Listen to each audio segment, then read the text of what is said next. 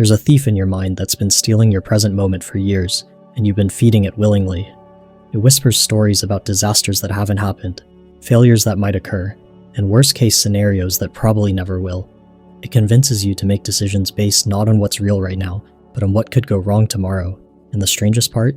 You think this voice is keeping you safe. But what if I told you that the very thing you believe is protecting your future is actually destroying your present? What if the fears that feel so urgent, so necessary, so rational, are nothing more than elaborate fiction your mind creates to keep you trapped in a prison of what if?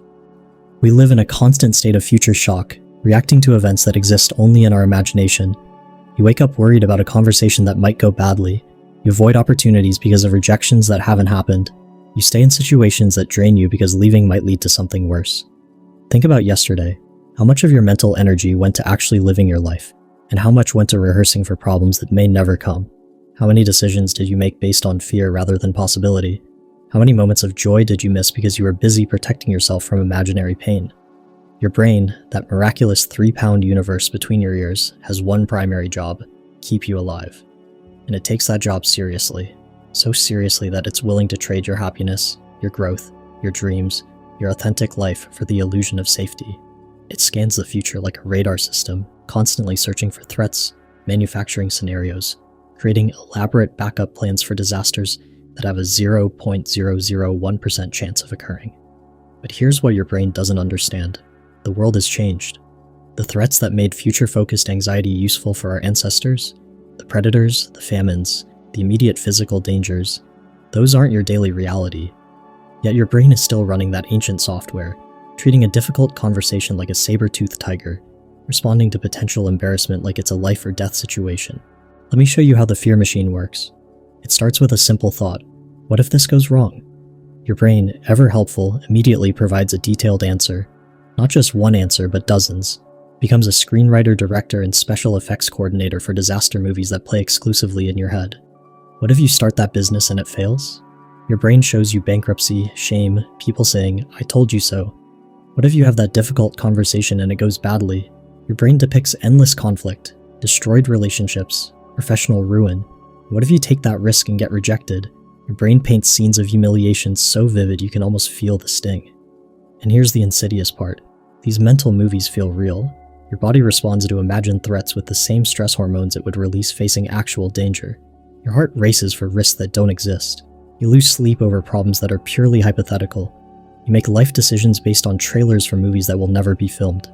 The fear machine is so sophisticated that it even has quality control.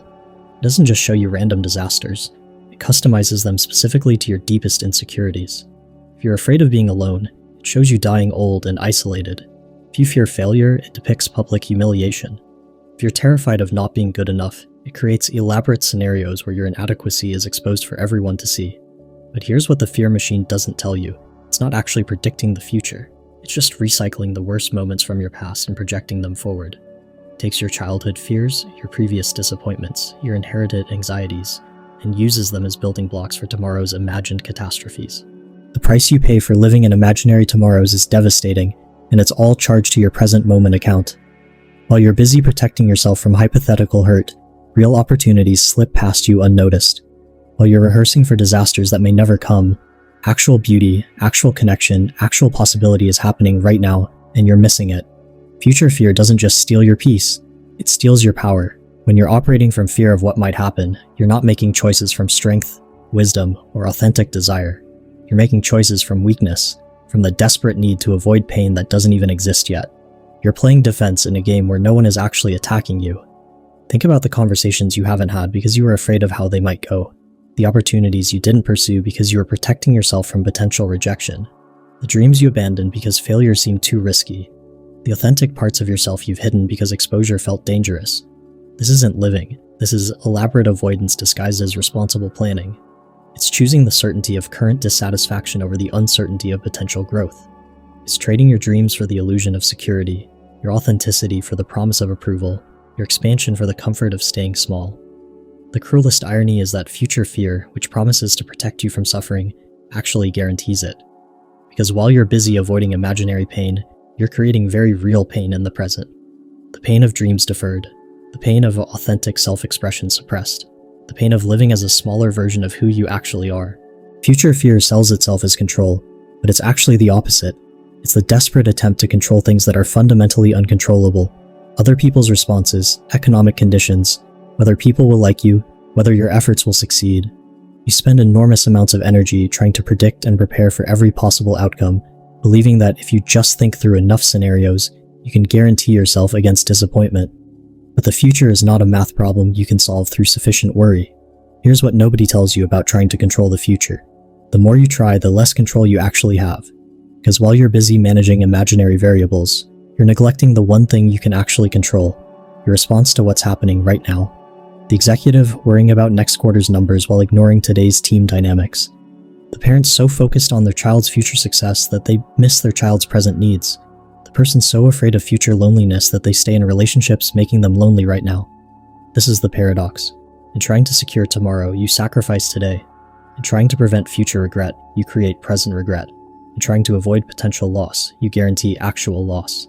The loss of this moment, this opportunity, this chance to be fully alive. Here's where it gets really twisted. Your brain actively looks for evidence to support its anxiety. It becomes a detective building a case for why you should be worried, collecting every news story, every cautionary tale, every example of things going wrong as proof that your fears are justified. Someone gets fired at your company? See, job security doesn't exist. A friend's relationship ends badly? This is why vulnerability is dangerous. An entrepreneur fails? Starting a business is too risky.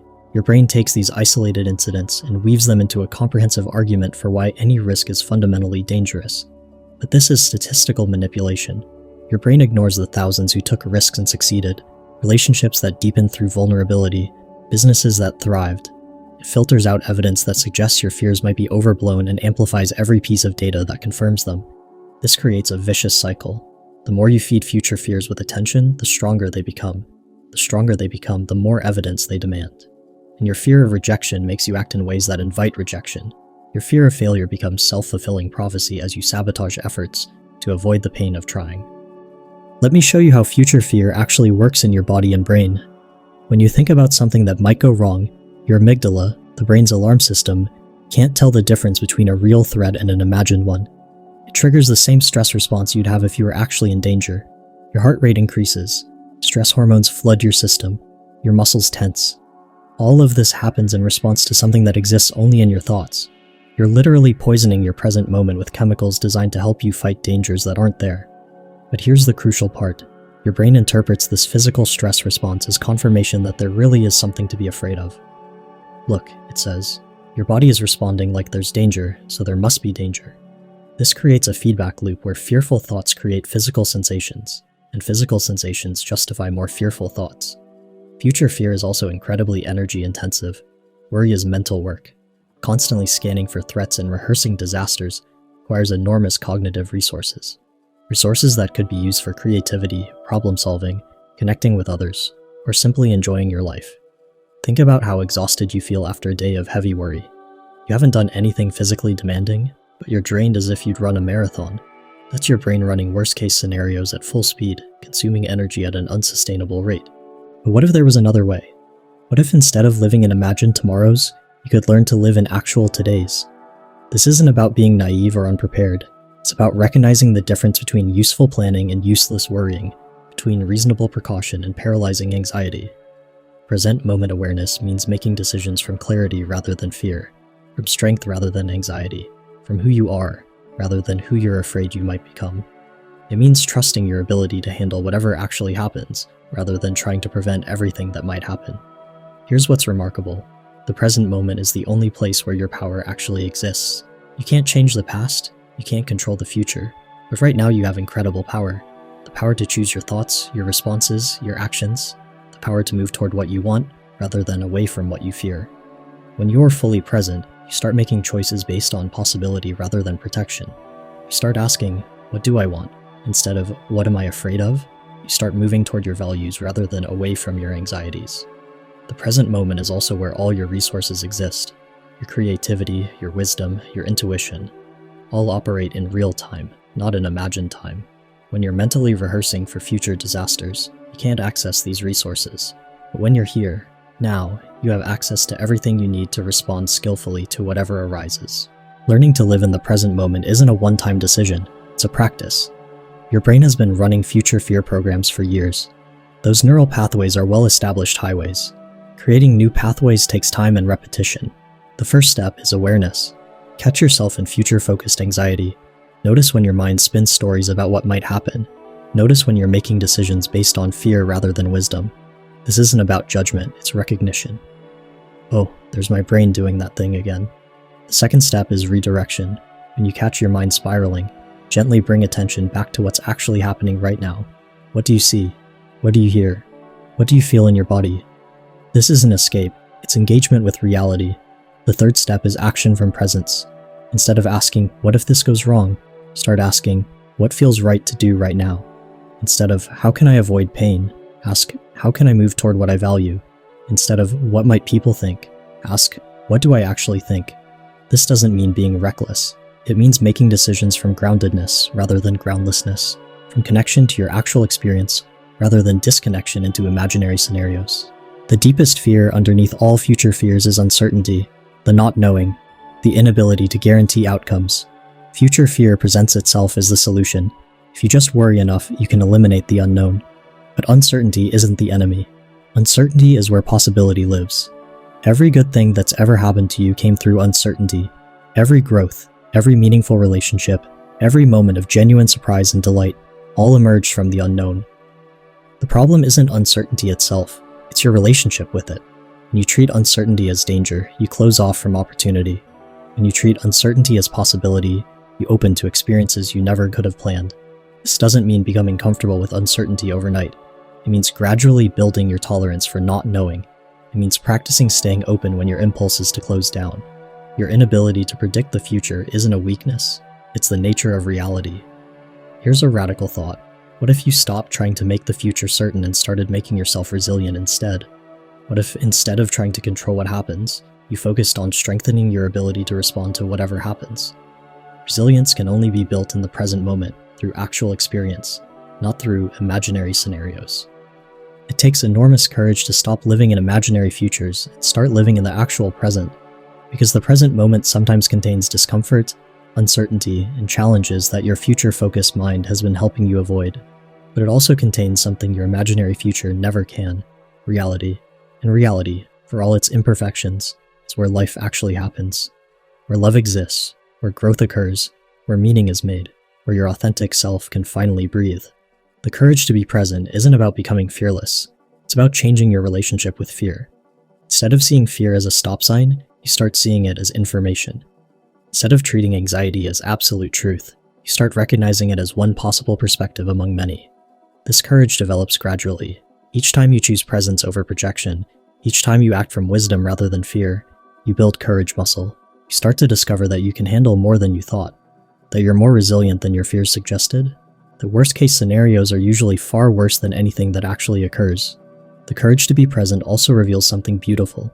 When you stop running from your life, you discover that your life is actually worth staying for. When you stop protecting yourself from imaginary pain, you become available for real joy. Here's the ultimate irony. The only way to take back control from your future fears is to surrender the illusion of control over the future. Real control isn't about managing every variable or predicting every outcome. Real control is about managing your response to whatever variables and outcomes actually show up. Taking back control means making peace with the fact that you can't control whether people will like you, but you can control whether you express yourself authentically. You can't control whether your efforts will succeed, but you can control whether you make efforts aligned with your values. You can't control whether you'll experience loss. You can control whether you fully engage with what you have while you have it. This is where your power actually lives, not in your ability to prevent future pain, but in your ability to create present meaning. Not in your capacity to avoid all risks, but in your wisdom to take risks that align with who you're becoming. Taking back control also means reclaiming your attention from the future fear machine. Your attention is your most precious resource, and where you place it literally shapes your experience of reality. When you give your attention to imaginary disasters, you live in a world of imaginary disasters. When you give your attention to present possibilities, you live in a world of present possibilities. This isn't positive thinking or denial. This is recognition that your experience of life is largely determined by what you choose to focus on, and you always have a choice. Your future fears have been running your life long enough. They've made enough decisions for you, stolen enough present moments, caused enough suffering in the name of preventing suffering. It's time to fire them as your life's executive committee and take back the CEO position of your own existence. This doesn't happen through fighting your fears or trying to eliminate them entirely. It happens through recognition, through presence, through the gradual understanding that the voice in your head that's always preparing for disaster isn't actually keeping you safe. It's keeping you small. You don't need permission to stop living in imaginary tomorrows. You don't need a guarantee that everything will work out perfectly. You don't need to have all the answers before you can start living authentically in the present moment. What you need is the courage to show up for your actual life instead of the imaginary one playing in your head. The willingness to make decisions from presence rather than fear. The recognition that your power exists here, now, in this moment, not in some future you're trying to control. Your real life is happening right now, not in the future you're worried about, not in the past you're regretting, but here, in this moment, in this breath, in this choice. And this moment, imperfect and uncertain as it may be, is where your freedom lives. The question isn't whether the future will be exactly as you hope. The question is whether you'll be present enough to participate in whatever future actually arrives. And that choice, that power, that freedom, is available to you right now. Before you go, I want you to do something right now that will help break the future fear cycle. In the comments below, write 3 words that describe how you want to feel in this present moment. Not tomorrow, not next week, but right now. Just 3 words. This simple act of naming your present desires instead of your future fears is the first step toward taking back control.